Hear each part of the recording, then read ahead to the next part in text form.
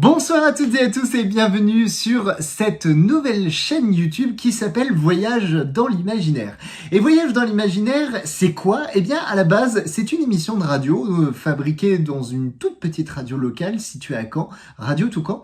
Et c'est une émission que je partage depuis maintenant 7 ans. 7 ans et quasiment 50 épisodes à mon actif.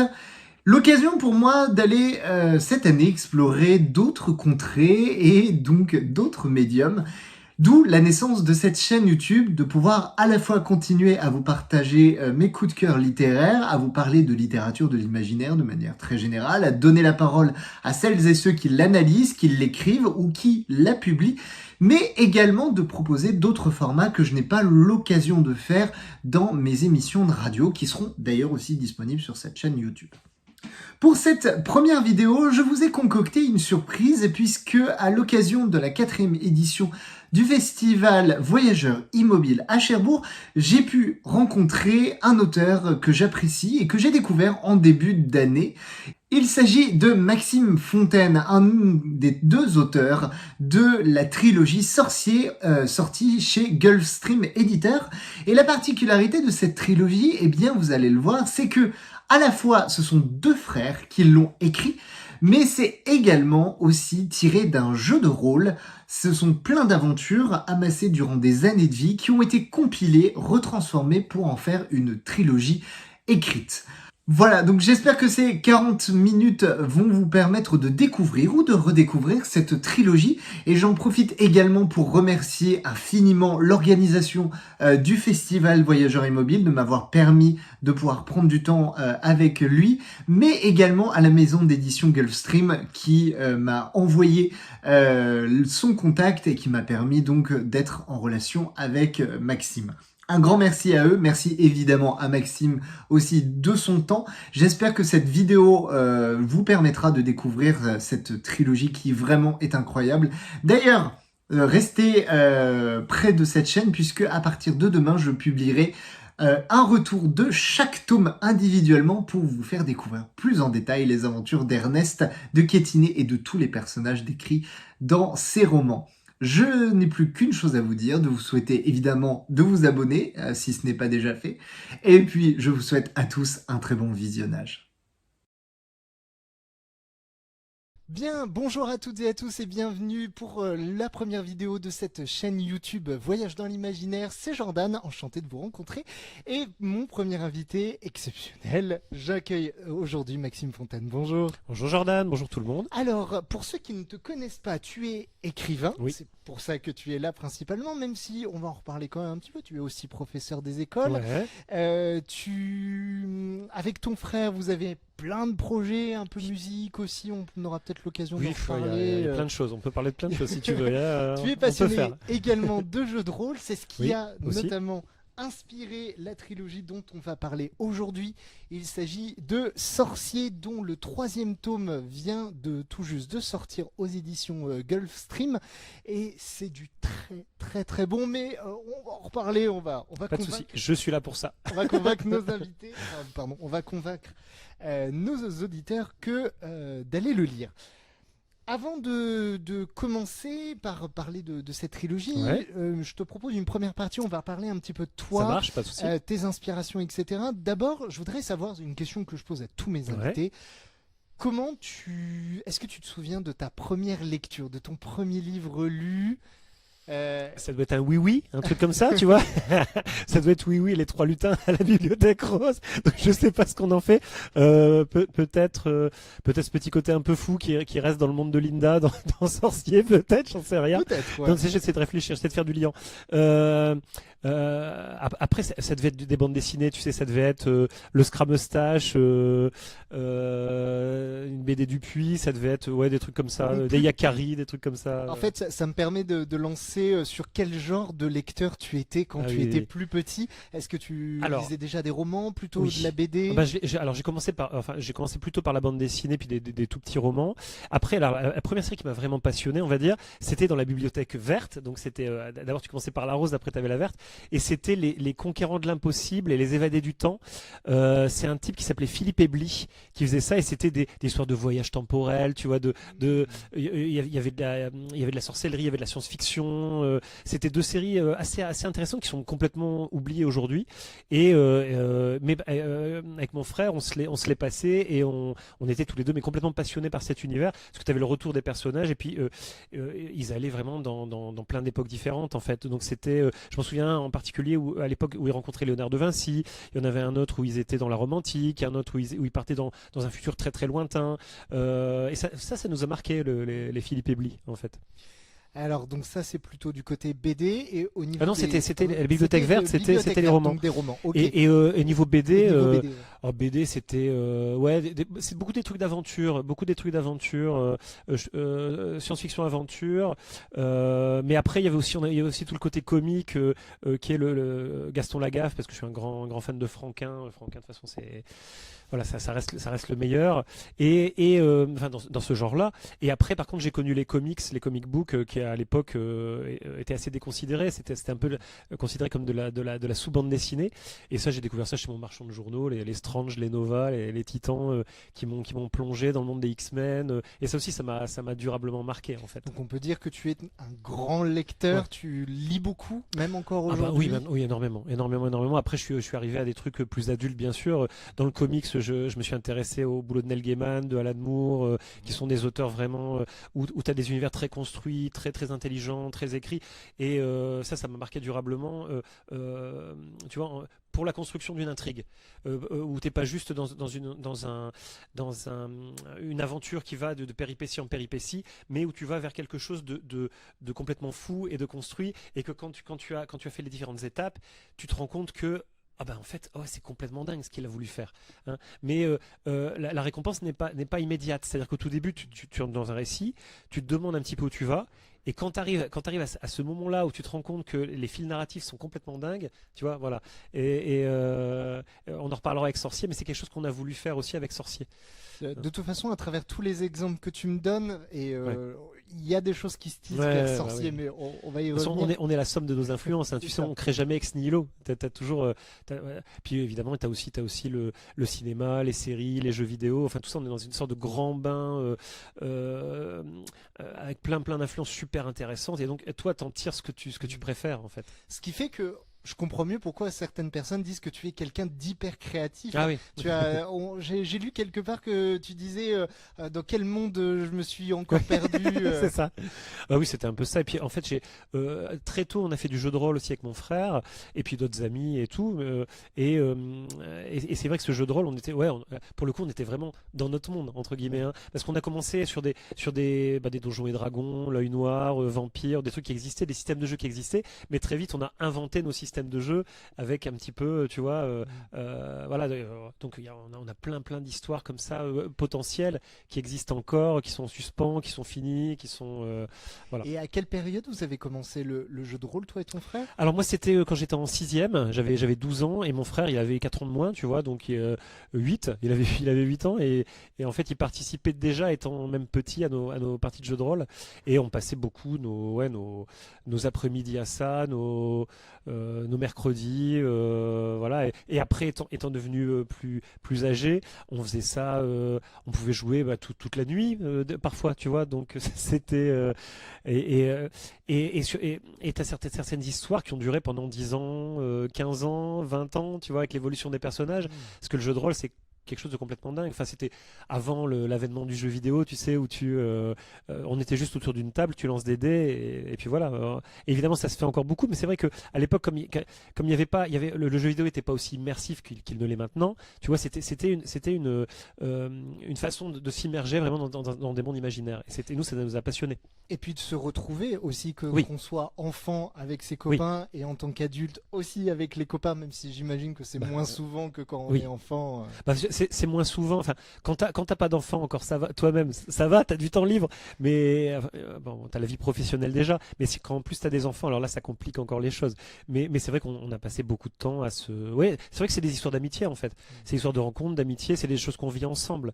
Et ouais, voilà, il en reste plein de souvenirs très intenses parce que dans le jeu de rôle, il se peut se passer tout et n'importe quoi par rapport à ton personnage. Tu vois l'évolution de ton personnage.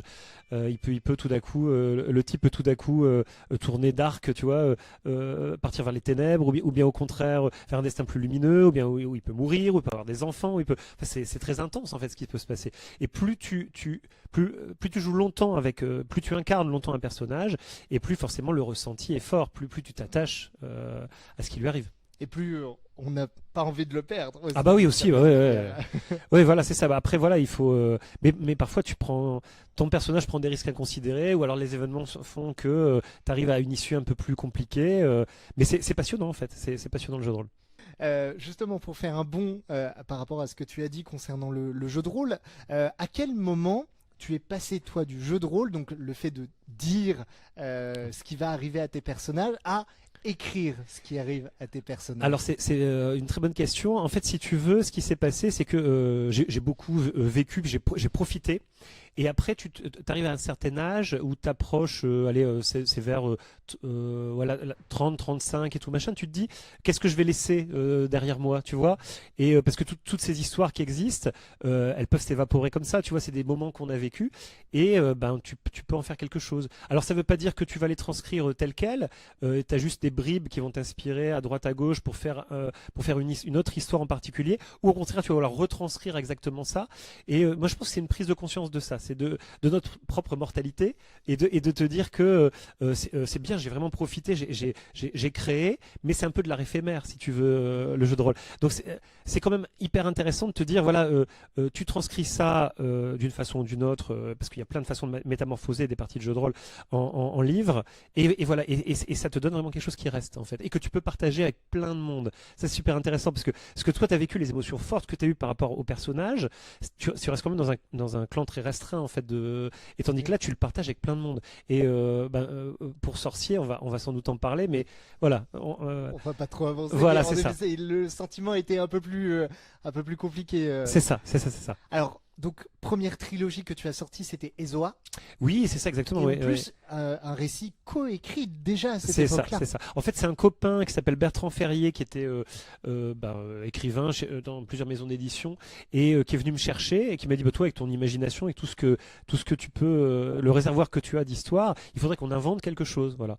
Et donc il est venu me voir et on a inventé ce truc. On a signé avec Intervista, qui a une filiale de EuropaCorp, qui n'existe plus depuis, mais à l'époque, c'est à l'époque d'Arthur et les Minimoys, tu sais, Besson voulait se lancer dans la littérature machin, et il nous avait signé sur une trilogie. Donc c'est bien parce on savait déjà qu'on avait 3 bouquins.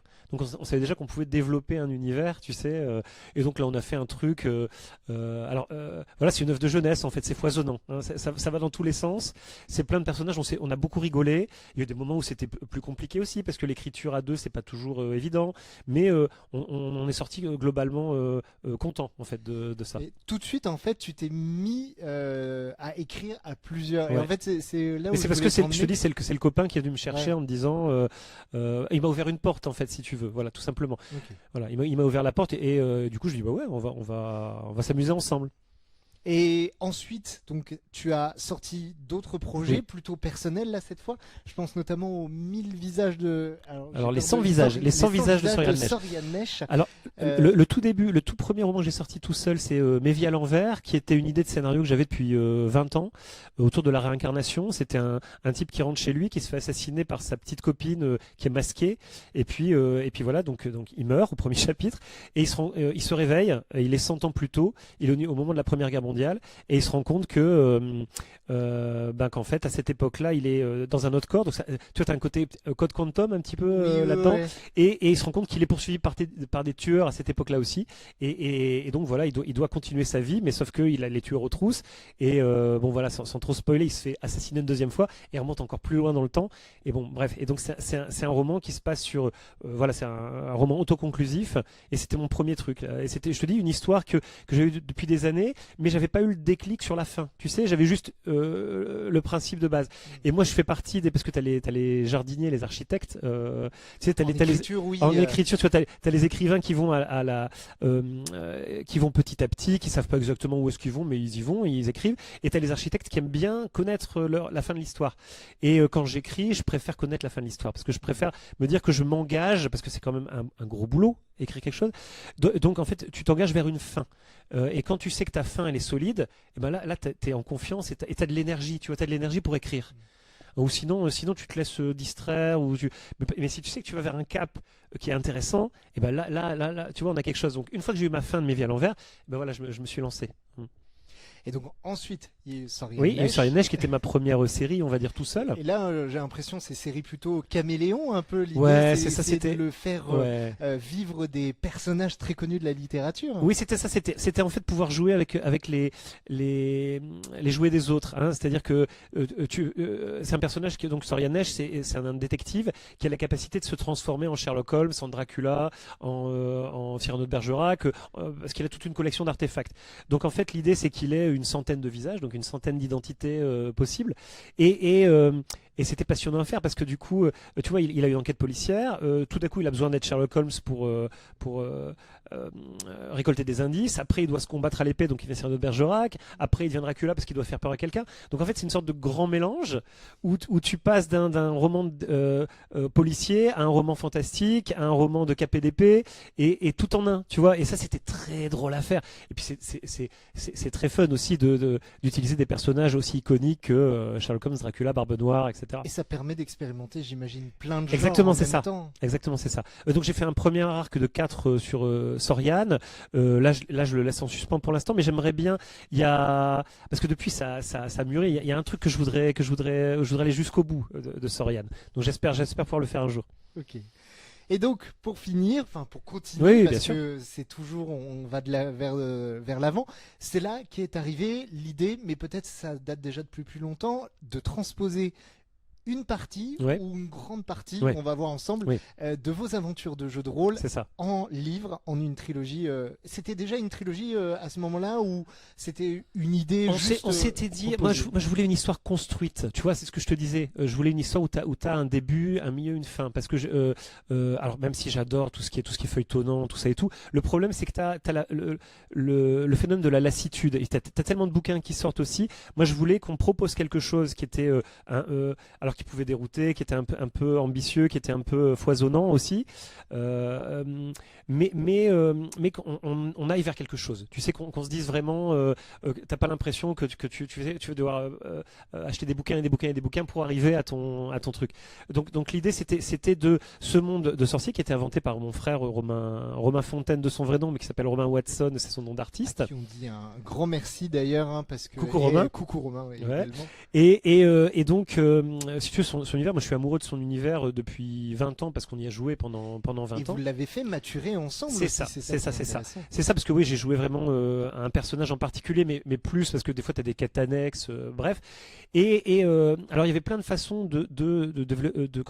d'adapter son univers en roman, mais moi je voulais rendre la multiplicité de son univers. Je voulais pas seulement prendre un angle d'attaque, je voulais montrer que son univers c'était ça et ça et ça et ça et ça. Et donc tu vois, donc on est parti sur une structure narrative autour des cartes de tarot parce que les cartes de tarot sont le fondement de son univers en fait, si tu veux. L'idée un peu c'est que c'est une force iconique du monde, de ce monde, c'est les cartes de tarot qui sont des sortes de grands principes et qui représentent différents aspects de la magie, de la sorcellerie, parce que c'est plus la sorcellerie, il y a une distinction que de la magie, et on voulait partir de tous ces aspects-là pour arriver à quelque chose. Voilà. Et bon, ça a été. Alors j'aurais pu raconter une histoire de vampire, une histoire de vaudou, une histoire de prestidigitation, mais l'idée c'était plutôt de rendre compte de la multiplicité, de la richesse de cet univers-là. Voilà. Là, alors je les montre du coup à celles et ceux qui nous regardent. Donc à chaque fois que vous achetez un tome, vous collectionnez petit à petit ces différentes cartes de tarot. Donc il y en a dans les 3 tomes. Ouais, il y en a Pour 8. pouvoir terminer la collection, voilà, il faut c'est les ça. 3. Ouais, c'est ça. L'idée, c'est d'avoir tous les arcanes majeurs du jeu de tarot. Et pour ceux qui tirent le tarot, on a inventé deux arcanes qui n'existent pas dans le jeu classique. Ça, c'est important de le préciser. Ouais. Et en fait, chaque personnage de l'histoire, on s'en rend compte, Mm. est important. Mais on va y revenir Ouais. juste après. Moi, je me suis posé une question quand on en a parlé la première fois qu'on s'est rencontrés, c'est comment on fait pour trier dans toutes les aventures que vous avez vécues ce qu'on garde et ce qu'on garde pas? Alors il y a deux facteurs. Il y a le facteur fun, c'est-à-dire qu'en fait il y a les parties mémorables. En fait il y a des parties de jeux de rôle qu'on a fait et qu'on voulait absolument mettre parce que c'est des grands moments. Ce que je disais, c'est une expérience. C'est une expérience, le jeu de rôle. C'est une rencontre avec des amis, et il se passe quelque chose au niveau de l'alchimie, de la magie. De toute façon, Alan Moore disait que la magie existe et c'est l'imagination en fait. Neil Gaiman le rejoint là-dessus d'ailleurs dans Sandman beaucoup. Et l'idée c'est ça. Alors on est parti des parties, on est parti des parties de jeux de rôle qui nous ont vraiment marqué, qu'on voulait vraiment mettre parce que c'était des grands moments pour nous, et aussi celles qui mises ensemble, tu vois, formaient ce grand tableau. Voilà. Donc en fait on a fait un tri entre ça. Alors évidemment il y en a qui sont passés à l'as, il y en a qu'on a coupé, il y a des moments qu'on a coupés parce que c'était pas possible. T'imagines 20 ans de jeu, c'est énorme. Et donc j'imagine aussi les crises. Ouais, c'est ça, mais c'est pas grave, c'est pas grave. Oui, Et des fois on a dû parce que le monde était tellement complexe, on a dû fusionner des personnages, tu vois, de faire deux ou trois personnages, on en fait un seul pour que ça tienne. Donc voilà, c'est des adaptations, tu sais, voilà, quand tu écris des bouquins, de toute façon même quand tu écris un bouquin tout seul, que tu viens de fabriquer ton univers, tu te rends compte qu'un truc fonctionne pas, tu coupes tes personnages, tu coupes tes passages, et puis t'arrives à... C'est un peu ça, voilà. Sauf que là le matériau était très riche, très dense. Et donc on le glissait tout à l'heure quand tu parlais de tes premiers romans, tu disais l'envie de partager. Pour autant, là sur cette trilogie, ça a été peut-être moins évident, le fait de partager comme ça des parties très intimes. Enfin, c'est un sacré bout de votre vie en fait. Ouais, c'est ça. Que vous avez transposé à l'écrit. C'est ça. En fait, j'ai un copain, un journaliste, qui m'a dit, je sais plus, je lui parlais de sorcier, tout ça. Il m'a dit, en fait, tu veux retrouver ta jeunesse en fait en faisant ça. Et c'est vrai qu'en gros, alors sorcier, pourtant, c'est un truc hyper fantastique dans des mondes parallèles avec plein de magie très différentes.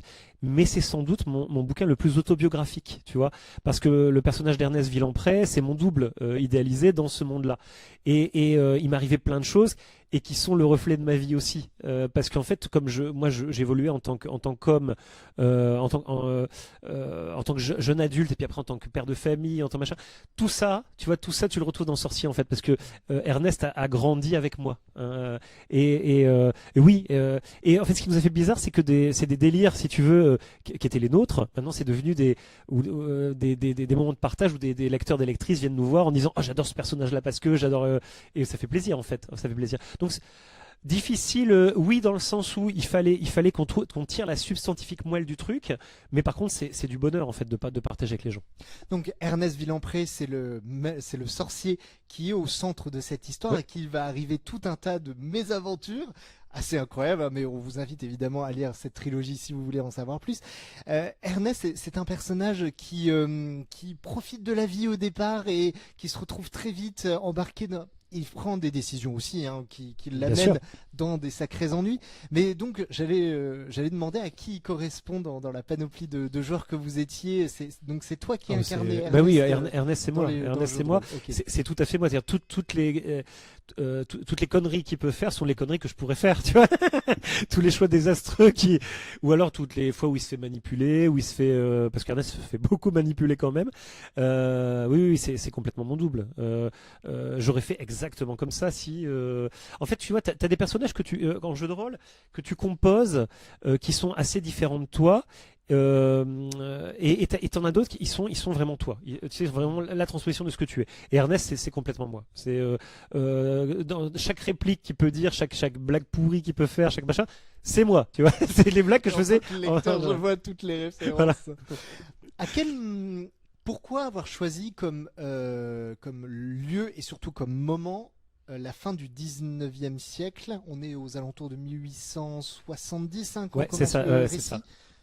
Et ben en fait tout bêtement, si tu veux, j'avais masterisé un jeu de rôle pendant des années qui se passait à San Francisco dans les années 90, enfin bref, et on avait fait du médiéval, on avait fait et on avait fait du futuriste, mais on n'avait pas fait le 19e siècle. Alors en fait, Romain avait envie de faire un jeu de rôle et je lui ai dit en fait le 19e siècle ça serait pas mal ça, comme ce moment charnière entre la sorcellerie et le moment où la sorcellerie disparaît en fait. Tu vois, tout ce qui est magie, et on est plus dans l'industrialisation, tu vois, dans la rationalisation, dans le fait que les superstitions doivent s'évanouir.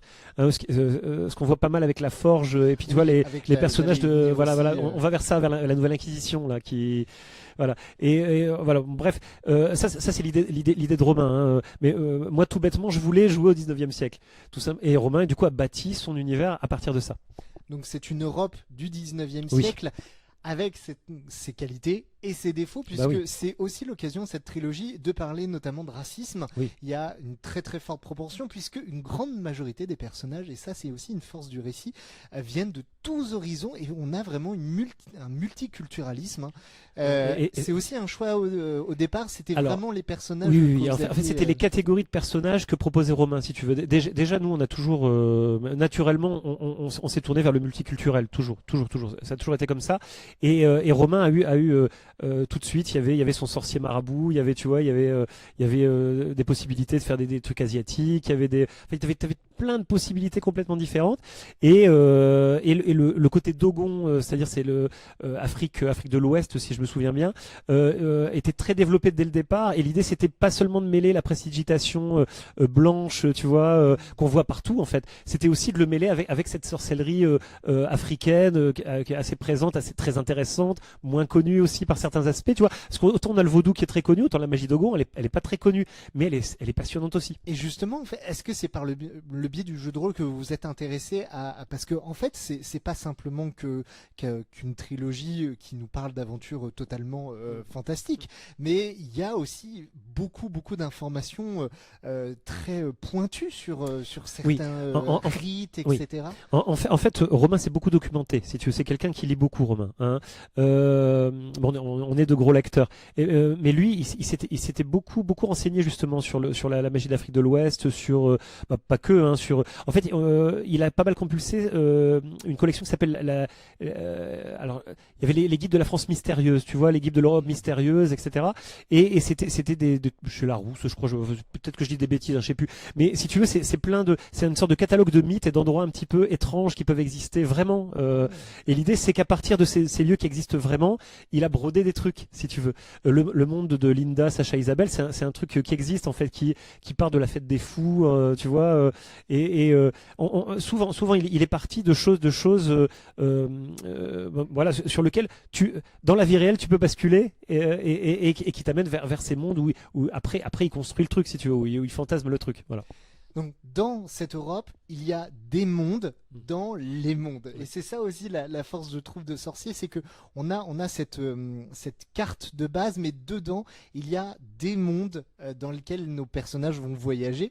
Ça vient beaucoup, tu vois, de Alice au Pays des Merveilles qui nous avait marqué, et Le Magicien d'Oz. En fait, si tu veux, il y a un film qui existe. Alors nous, on n'avait pas vu la comédie musicale des années, je sais plus, 30-40, Le Magicien d'Oz, mais on avait vu un truc qui a été fait dans les années 80 qui s'appelle Return to Oz, où t'as Dorothy Gale en fait qui bascule dans ce monde magique et qui est celle du Magicien d'Oz en fait. Mais c'est une adaptation qui est beaucoup plus fidèle au roman, qui est plus dark, tu vois, plus et en fait on était fasciné par ça, le fait que elle bascule dans ce monde et que les personnages de tous les jours en fait se retrouvent dans son monde imaginaire, et que tu te demandes, est-ce que c'est imaginaire, est-ce que c'est réel, est-ce que c'est elle qui fantasme le truc, et en fait l'œuvre était tellement bien faite que tu avais un doute en fait, et ça nous a fasciné, et je pense que ça a beaucoup aidé à la construction de Sorcier et l'idée de cette multiplicité de mondes. Et pas que Sorcier, puisque j'ai l'impression que déjà dans ton premier récit Ezoa, dans la trilogie Ezoa, il y a aussi cette notion de monde. Après, tu sais, c'est un peu la mise en abîme du jeu de rôle, parce qu'en fait, c'est ce qu'on disait, c'est dans quel monde t'es aujourd'hui, ou qu'est-ce que t'as fait de ce monde aujourd'hui, c'est ça. C'est-à-dire que tout d'un coup, pendant quelques heures, là, tu vas dans un monde qui se passe à San Francisco dans les années 90. Après, 15 jours plus tard, tu te retrouves, tu vois, avec les vampires au moment de l'Inquisition. Donc je pense qu'il y a ça, tu vois, il y a cette mise en abîme du jeu de rôle, je crois. Comment on fait pour gérer autant de personnages? Ouais. Parce que là, on a quand même 28 cartes de tarot. On en a, alors, attends, 24, 24, pardon. mais t'as 26 personnages parce que t'as personnages. deux arcanes doubles. Donc 26 personnages à gérer, à faire en sorte que ces personnages soient quand même assez consistants en termes de caractère, de description, etc. Puis les faire vivre les uns par rapport aux autres. Comment on fait pour gérer ça? Ouais, alors voilà, donc ça, sans révéler l'intrigue et tout, on va juste révéler la construction de l'intrigue, c'est qu'en fait, Sorcier est construit comme ça. C'est-à-dire que chaque personnage a sa spécificité parce qu'il est lié à une carte de tarot particulière qui fait que ça amène à quelque chose. Hein. Donc en fait, on fait entrer les personnages petit à petit et l'idée c'était de prendre les scénarios de Romain et de bien placer tous nos trucs. De toute façon, Romain pareil, est un scénariste redoutable qui garde des secrets et qui tisse des liens pendant des années. Et l'idée c'était ça, c'était de leur offrir vraiment une spécificité. Alors évidemment, l'écueil de ça, c'est que quelquefois tu peux dire oh là là, il y a beaucoup de monde, mais en même temps tu suis quand même au début 4 personnages principaux, tu vois, voilà, tu les suis eux quoi, tu les suis petit à petit et en fait après les autres sont plutôt secondaires, mais après ils vont prendre petit à petit une importance jusqu'à avoir leur vie propre. Et l'idée c'est ça, c'était de tous bien les développer, de tous les amener progressivement pour arriver à quelque chose. Mais c'est vrai que c'est un challenge, hein, c'est un challenge. Et est-ce qu'il a fallu parfois un peu troquer la réalité de vos parties, enfin, modifier un petit peu ce qui s'était passé pour réussir à ce que ça colle davantage avec le scénario? Parce Oui. que tu me disais qu'il a fallu quand même construire quelque chose qui liait tout ça. Oui, il a fallu complètement changer plein de choses parce qu'il fallait que ça fonctionne sur 3 tomes. Tu vois, il fallait que il y avait certains personnages c'était 3 personnages différents, donc on les a fusionnés pour que ça fonctionne. Tu vois, ou alors on a donné à certains, ou alors il y a certains personnages, on savait ce qui leur était arrivé en off, mais on l'avait pas vécu en tant que partie de jeu de rôle, tu vois. Mais il fallait l'écrire quand même. Donc ils avaient donc ils ont dans la trilogie plus d'importance qu'ils n'avaient dans nos parties de jeu de rôle. Tu vois, on connaissait pas leur chemin mystérieux, mais comme il fallait que tous les fils se rejoignent, tu vois, il y a ça aussi. Voilà. Donc oui, après c'est comme dans toute adaptation, comme dans tout processus d'écriture, tu as une métamorphose du matériau de base vers quelque chose qui doit fonctionner. Et au niveau de l'écriture, comment ça se passait entre Romain et toi? Qui écrit? Enfin, est-ce que vous deux vous écriviez? Comment vous faisiez la relecture? Enfin, Alors, en fait, les scénarios de base sont de Romain, d'accord? C'est vraiment ces parties de jeu de rôle qu'il nous a proposées. Après, on avait notre influence dessus en tant qu'acteur, tu vois, ou actrice des parties de jeu de rôle. Mais donc en gros, il avait vraiment la trame de base et qu'on écrivait ensemble, mais selon ce que lui avait proposé, d'accord? Selon ce que lui avait proposé. Et c'est ça aussi la beauté du jeu de rôle, c'est que t'as un arc narratif, mais t'as une part d'improvisation aussi qu'on fait tous ensemble à un moment donné. Tu vois, voilà. Et donc on avait ça, et on est parti de ces scénarios, on y a réfléchi ensemble, on les a repris, et ensuite c'est moi qui ai écrit, d'accord, le grand boulot de rédaction, je m'y suis collé. Mais ensuite on a un dialogue avec Romain, c'est-à-dire que j'écris un chapitre, je lui envoie. Et il me fait ses remarques sur le chapitre. Hein. Quand tout va bien, il me dit bah c'est super, il y a rien à dire, c'est parfait, j'ai eu toutes les émotions que je voulais, voilà.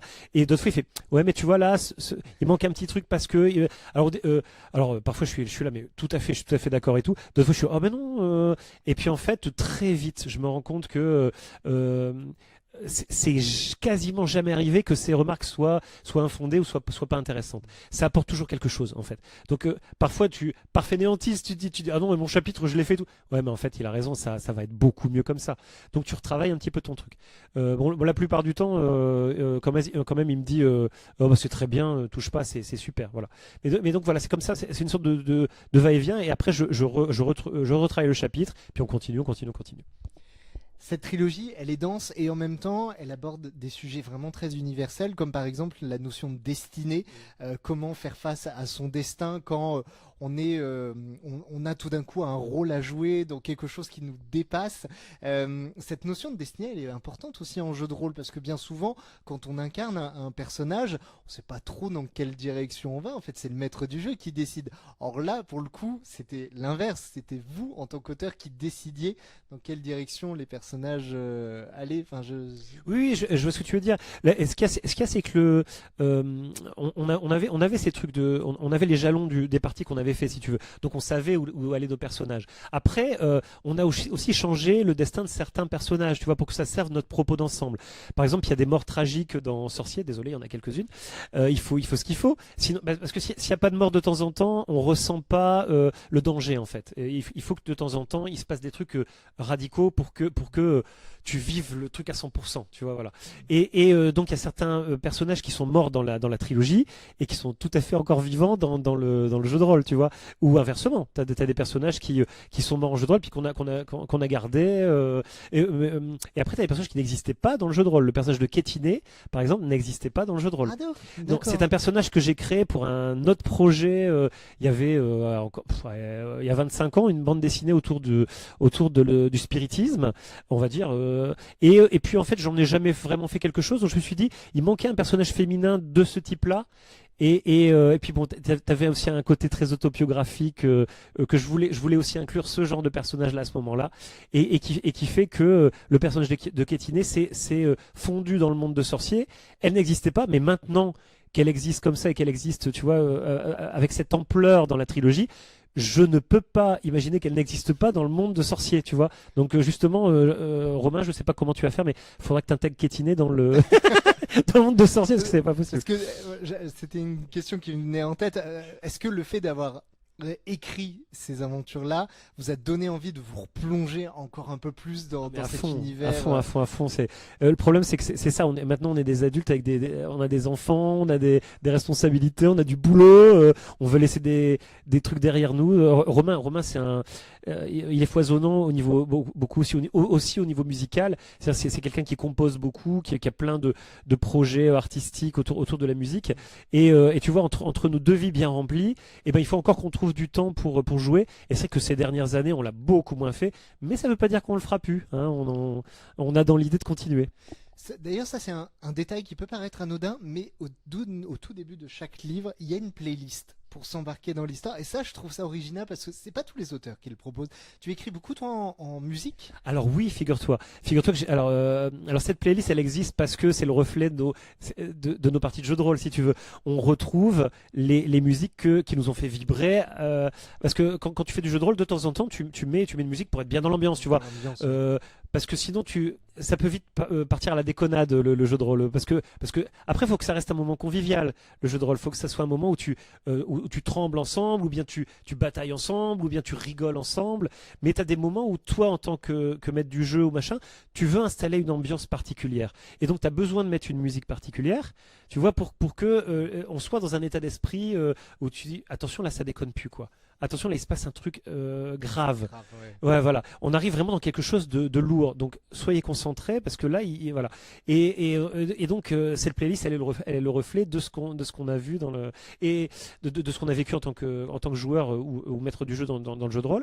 Et c'est vrai qu'en tant qu'écrivain, j'utilise aussi beaucoup de musique, surtout quand je suis un peu fatigué, quand machin, tu sais, où tu as besoin d'énergie, et puis paf, tu mets la bonne musique qu'il faut pour.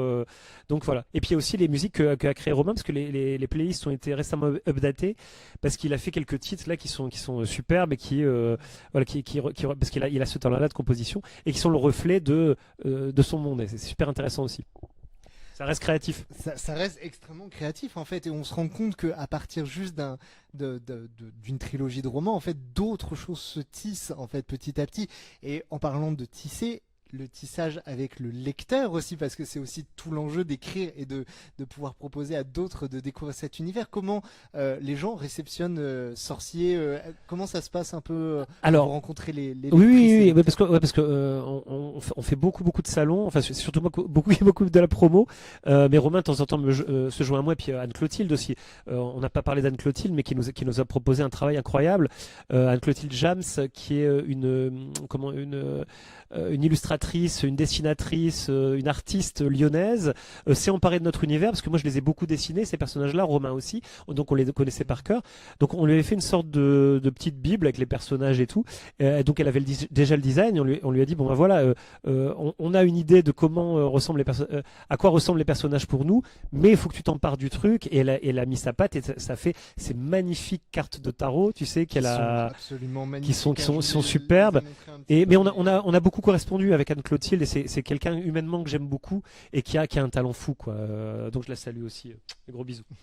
C'était la troisième personne artistiquement très très très importante dans Sorcier. Et puis, je tiens à les féliciter aussi, bien sûr, à remercier les éditions Gulfstream pour leur confiance, pour avoir signé les trois bouquins tout de suite.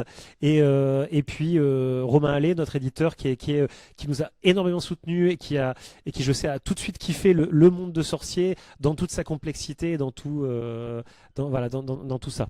Et excuse-moi, parce que pour répondre à ta question, hein, le rapport avec les lecteurs, en fait, il est assez multiple parce que comme tu as plein de personnages différents, et ben les gens ne vont pas se retrouver dans les mêmes personnages dans Sorcier. Tu vois, t'en as certains qui vont kiffer vraiment Ernest, d'autres qui vont plus partir sur Kétiné, d'autres sur un personnage un peu plus mystérieux et dark comme Déa, ou sur Louise la vampire, ou tu vois même sur des personnages complètement what the fuck comme Amical. C'est un type en fait qui habite au Castel et qui insulte les gens.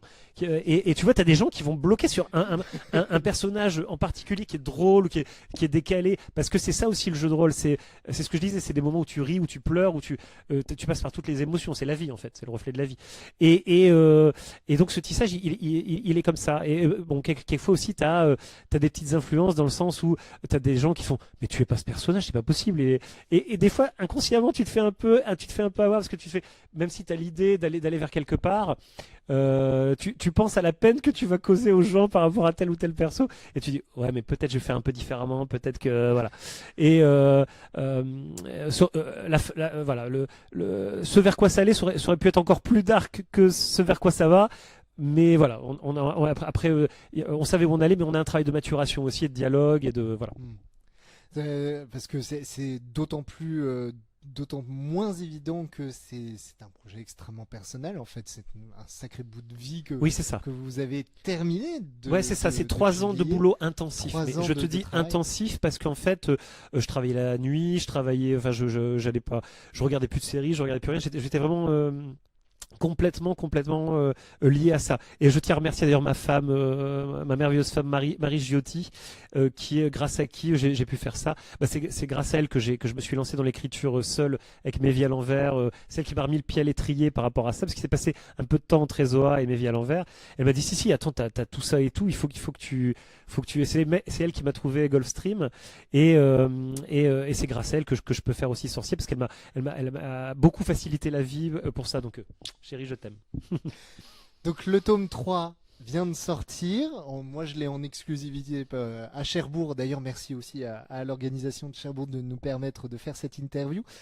J'imagine que tu te sens à la fois heureux et en même temps un peu inquiet de la réception de ce tome 3, parce que c'est là où se termine notre histoire. C'est là où, en tout cas, tout se résout. Et il y a beaucoup de révélations dans ce tome 3, hein, ça, je peux le dire.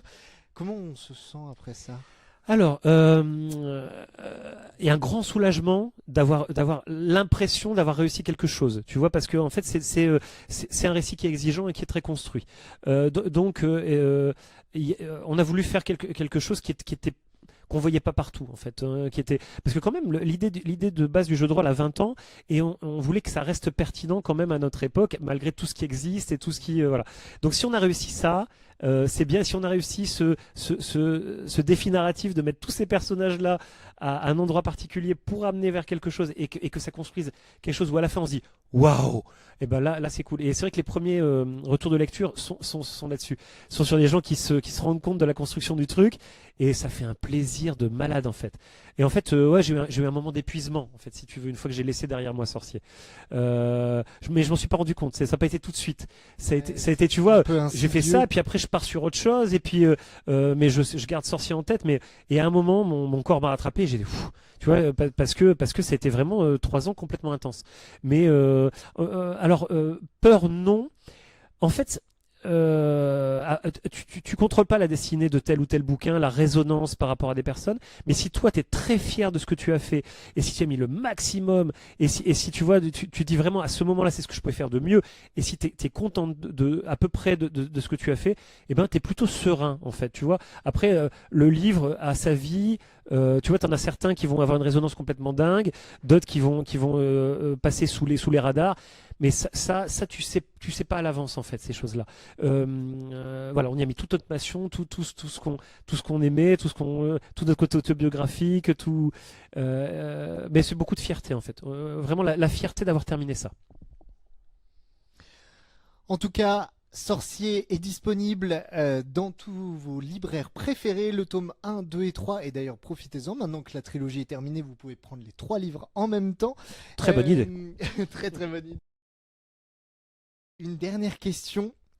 Par rapport à ça, par rapport à toute cette aventure, non pas pour te faire parler de vos prochains projets, parce que j'imagine que tu as déjà la tête dans d'autres projets, l'imaginaire, la force de l'imaginaire, comment toi tu la définirais vis-à-vis de cette expérience-là de sorcier et de tout ce que tu as vécu pendant 3 ans?